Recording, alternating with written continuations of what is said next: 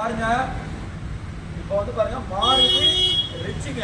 இந்த மாருதி ரிச்சில் பார்த்தீங்கன்னா 2010 model. Owner பார்த்தீங்கன்னா 2 ஓனர் வந்துடுறாங்க.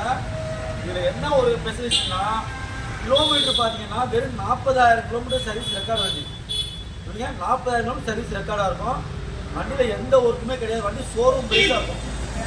கிலோமீட்டர் ஒன்று 40 கிலோமீட்டர் ஓடி இருக்குமா நீ வண்டி செக் பண்ணிக்கலாம். அந்தளவுக்கு வண்டி பக்கா குவாலிட்டியான வண்டி. ஒரிஜினல் பெயிண்டில் இருக்குது. வண்டி பக்கா தெளிவாக இருக்கும். சரிங்களா? இந்த வண்டிக்கு நம்ம சொல்லக்கூடிய ரேட்டு பாருங்கள் 2,50,000 சொல்கிறோம். 2010 மாடல் 2 ஓனரு 40,000 மட்டும் ஓடி இருக்கும். நீங்கள் வண்டி அவுட்லுக் பாருங்கள். அப்புறம் நீங்கள் சொல்லுவீங்க. வண்டி அவுட்லுக் பாருங்கள். இன்டீரியர் ஃப்ரண்டேஜும் பாருங்கள். இப்போதான் டயர் 4 டயர் புது டயர் போட்டிருப்பாங்க. இப்போ தான் டயர் போட்டிருப்பாங்க. சரிங்களா? இன்டீரியர் பாருங்கள் வேறு எவ்வளோ இருக்கும். இன்டீரியர் பாருங்கள் சூப்பராக இருக்கும். ஏசி பக்கா ஒரிஜினல் இருக்குது. பவர் ஸ்டீரிங் இருக்குது. 4 விண்டோ பவர் விண்டோ இருக்குங்க. சரிங்களா? அதே மாதிரி பேக் சீட்டும் பாருங்கள். ஒரு ஒரிஜினல் பெயிண்டில் வண்டி பக்காவாக இருக்கும். மெயின் பண்ணியிருப்பாங்க.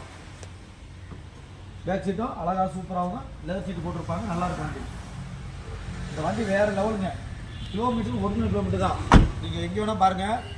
நீங்கள் அதேமாதிரி அவுட்லுக்கும் பாருங்கள். அவுட்லுக் பார்த்தா செம்ம தெளிவாக இருக்கும். இந்த ஒரு இடம் மட்டும் தான் டென்ட் இருக்கும்.